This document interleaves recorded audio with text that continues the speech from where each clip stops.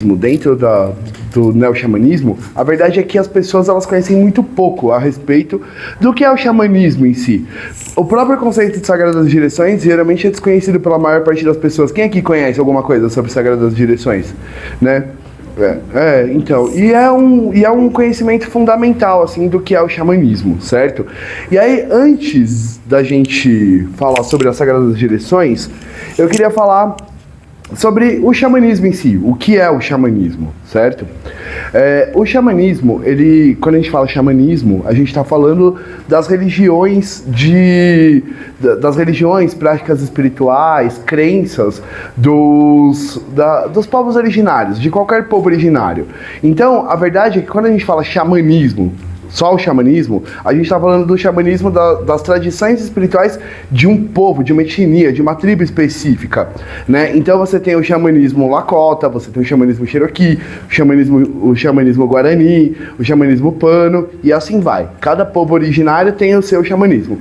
Isso que a gente faz aqui, e até alguns originários fazem, né? Quando a gente mistura práticas xamânicas de povos diferentes, aí já não é mais xamanismo, aí se torna neo-xamanismo, certo? Então, isso que a gente faz aqui na nossa Floresta Encantada não é xamanismo propriamente dito, é neo-xamanismo. Mas se você falar xamanismo, tá tudo certo, né? Esse termo xamanismo, ele na verdade ele vem lá da Sibéria, né? A palavra xamã vem do Tung siberiano, né? A palavra xamã significa aquele que vê o invisível.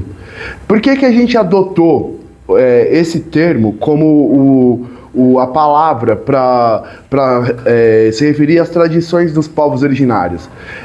Porque lá por volta do século IX, né, algo que um dia daria origem ao que a gente chama hoje de antropologia, pessoas que estudavam povos antigos e tradições da história humana foram estudar os Tungs da Sibéria. Mas nem existia esse conceito de antropologia como a gente entende hoje, né? Isso daí vai surgir lá para o século XIV, XV, XVI, como a gente entende, e se estruturar mesmo só no século XIX, né? Mas lá na altura do século IX, os Tungs, eles foram estudados, os costumes, as tradições e tal, né? Então o termo xamã, ele acabou sendo usado como um conceito calção para a gente falar de qualquer tradição espiritual de qualquer etnia originária, certo?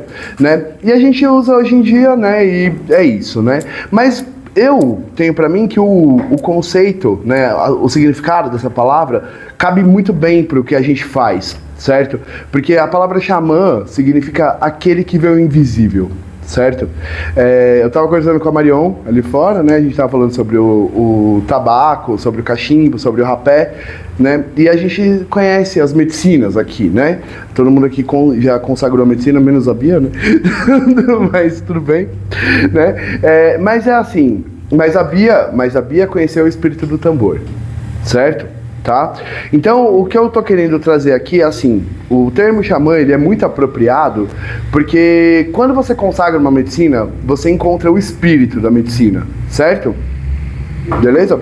Então, quando você encontra o espírito da medicina, você vê o invisível, certo? Você vê o invisível contido dentro daquela medicina, né? E quando você vê o invisível, você está nesse caminho do xamanismo, né? Mesmo que você não use esse termo, mesmo que os conceitos ainda não sejam familiares, os conceitos geralmente usados não sejam familiares, você está dentro desse caminho xamânico, certo? Porque você viu o invisível, né, dentro de alguma coisa. E, na verdade, é um caminho de não retorno, porque depois que você vê, você não consegue desver, certo? Né? Ele tá ali, aquela experiência aconteceu, ela modificou a sua vida. E aí, às vezes, a gente usa o termo xamã de uma forma um pouco exagerada, no meu entendimento.